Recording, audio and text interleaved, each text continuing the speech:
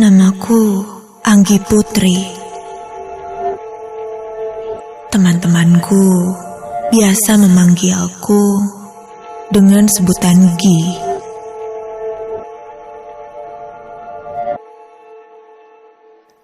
Kejadian ini terjadi beberapa minggu yang lalu. Sebenarnya, aku takut untuk menceritakan pengalamanku ini. Tapi, berkat teman-temanku yang memaksaku untuk menceritakan pengalamanku ini kepada tim Nightmare Site Ardan Radio, malam ini aku akan memberanikan diri untuk menceritakannya. Awalnya, aku mengira kejadian ini hanyalah sebuah mimpi buruk yang kualami. Tapi ternyata semua itu salah. Kejadian ini benar-benar nyata terjadi padaku.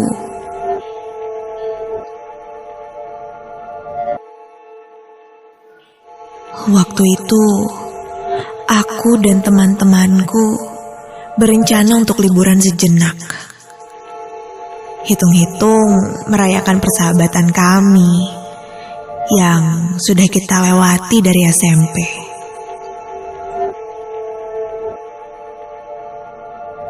Aku bekerja magang di salah satu kantor negeri yang berada di Bandung Tengah. Temanku Cindy bekerja sebagai karyawan pabrik. Devi bekerja di salah satu mal di kota Bandung. Asti dan Amel adalah seorang mahasiswi di universitas swasta di kota Bandung. Karena kami merasa sangat penat dengan kesibukan pekerjaan masing-masing waktu itu, kami membuat sebuah rencana untuk berlibur ke daerah Subang. Menurut kami, di daerah Subang banyak tempat-tempat yang menarik untuk dijadikan destinasi liburan. Lagi pula, sekarang sedang pandemi, dan di Subang banyak sekali tempat wisata yang sepi. Tempatnya pun tidak terlalu jauh dengan villa yang akan kami sewa di sana. Singkat cerita, hari itu pun tiba. Kami berangkat menggunakan satu mobil dan aku yang menyetir waktu itu. Kami berangkat siang hari. Cin, villanya masih jauh nggak dari sini? Enggak kok. Lo tinggal belok ke kanan. Nanti di sana kita ikutin jalur perkebunan teh. Nah, nanti di situ ada petunjuk arah buat ke villa. Aku pun langsung mengikuti arahan Cindy. Sampai ketika sudah memasuki daerah Subang, kulihat ke sekitarku. Ternyata kota Subang benar-benar indah. Dengan suasana yang masih benar-benar sejuk. Kanan kirinya terdapat kebun teh. Di bawahnya ada warung-warung kecil. Sampai tak terasa kami pun tiba.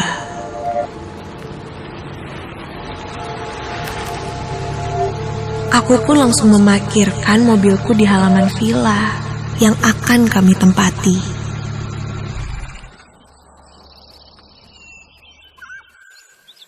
Kami disambut oleh Pak Yunus. Dia adalah penjaga villa di sini. Pak Yunus langsung mempersilahkan kami masuk untuk berkeliling di area villa ini. Sambil menyimpan barang bawaan kami. Jika dilihat-lihat, villanya lumayan besar untuk kami berlima. Bangunan villa itu terlihat kuno. Di dalamnya terdapat 5 kamar, 4 kamar mandi, 1 ruang tamu yang cukup besar, dapur, dan di atas ada balkon. yang katanya jika sore hari kita bisa melihat senja dan hamparan kebun teh yang indah. Cindy yang memilihkan villa ini untuk kami sewa. Katanya suasana di sini masih sangat asri. Terlebih harga villanya murah. Setelah selesai berkeliling, Pak Yunus pun meninggalkan kami. Namun ada satu pesan yang ku ingat dari Pak Yunus saat itu. Pak Yunus bilang, selama kita tinggal di sini, kita tidak boleh bicara sembarangan, apalagi sompral. Dan jangan terlalu berisik jika sudah memasuki jam 9 malam. Dan satu hal lagi, jangan membuka pintu kamar yang ada di dekat ruang tamu. Kami pun mengiyakan ucapannya, karena menurutku itu adalah hal yang memang sudah biasa. Iya Pak, santai. Kita udah tahu kok, gak boleh sompral. Soalnya kalau sompral, nanti didatengin setan. Iya kan Pak? Pak Yunus pun terlihat tersenyum dengan ucapanku. Dan tak lama dari itu, ia bergegas pergi meninggalkan kami.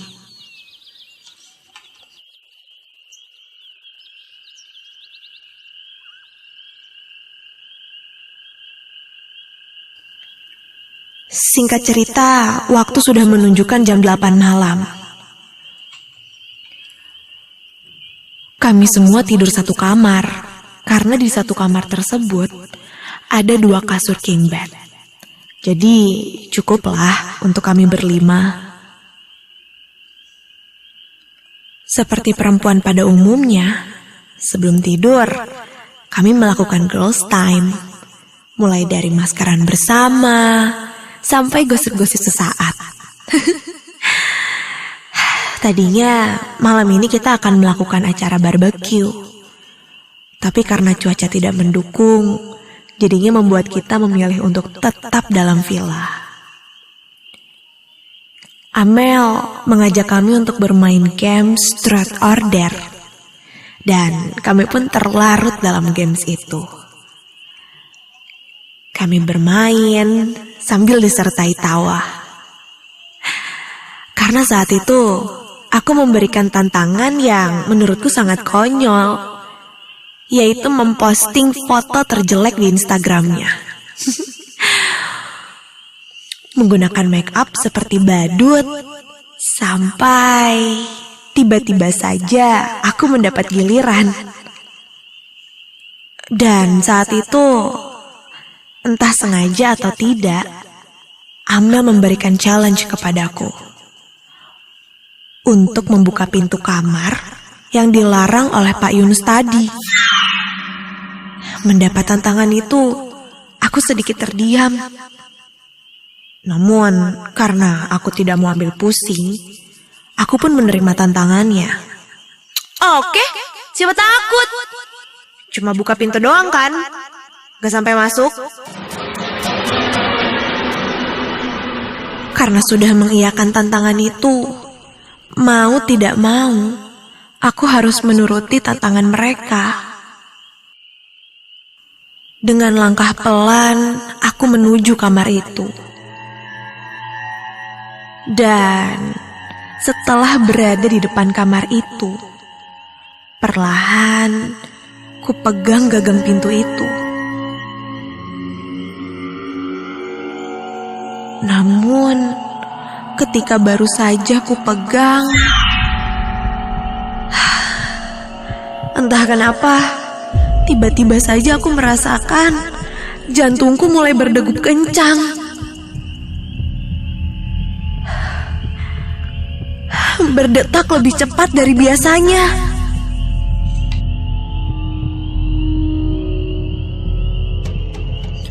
Perlahan, ku buka pintu itu.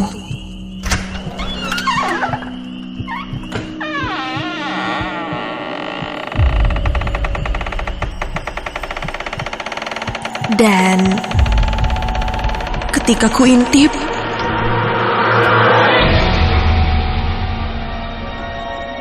ternyata di dalam kamar itu kulihat ada banyak alat musik tradisional khas Sunda, gamelan-gamelan Sunda, dan ada beberapa patung yang menyerupai penari dan pemain musik tersebut lengkap dengan kostum mereka. Melihat itu aku pun sedikit lega. Kirain ruangan apaan? Tidak ada yang aneh. Mungkin ini punya pemilik villa ini, dan mungkin Pak Yunus melarang kami menggunakan kamar ini karena tidak mau barang-barang di sini rusak. Begitu pikirku. Aku langsung menutup pintunya, dan teman-temanku langsung bertanya, di dalam ada apa? Aku langsung menceritakan kepada mereka apa yang telah aku lihat di dalam sana. Dan tak lama dari itu, karena sudah lumayan larut malam, kami pun bergegas menyelesaikan permainan dan bersiap untuk tidur.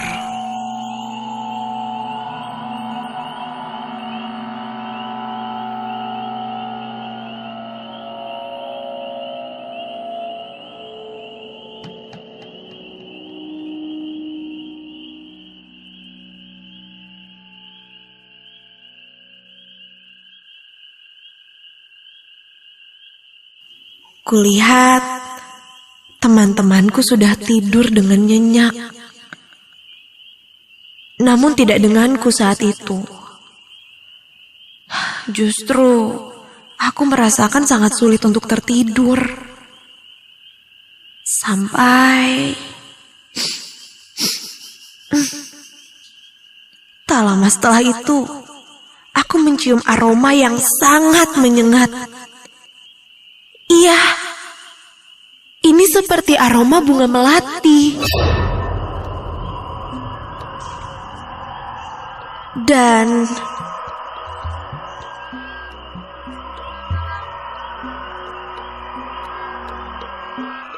terdengar suara musik gamelan yang sedang dimainkan.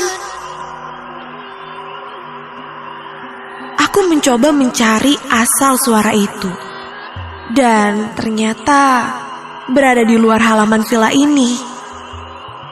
Kulihat di halaman villa kini ada banyak cahaya lampu yang menghiasi halaman villa. Aku juga melihat banyak sekali warga yang sedang berada di situ. Penasaran, aku pun mendekati ke arah mereka berkumpul. Entah apa yang terjadi denganku. Aku seperti terhipnotis untuk berjalan ke halaman itu.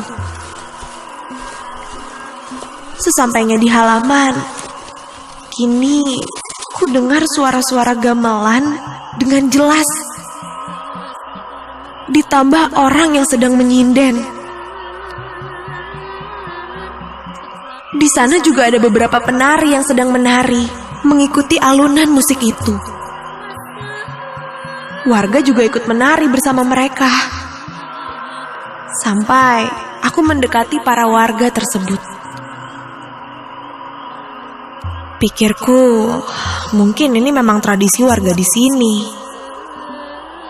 Sampai musik yang awalnya seperti musik hiburan tiba-tiba berhenti menjadi musik yang menyeramkan.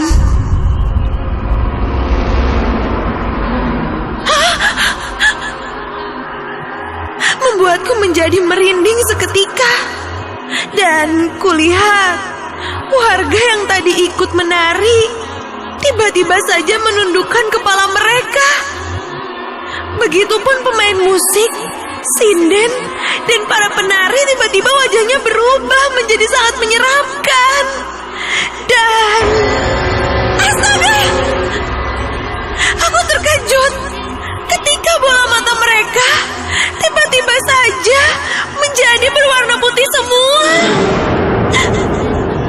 Ditambah wajah mereka yang sangat pucat. Dan perlahan mulutnya menyeringai seperti pengeluaran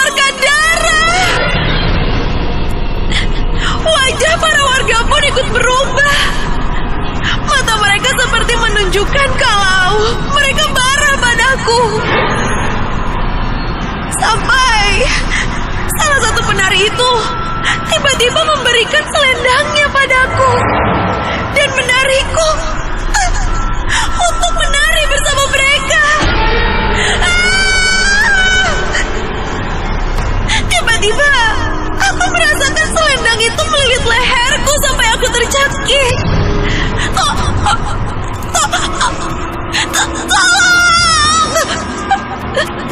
Aku berusaha teriak, tapi tidak bisa. Sampai aku pun tak tahan lagi, dan setelah itu aku pun tak ingat apa-apa lagi.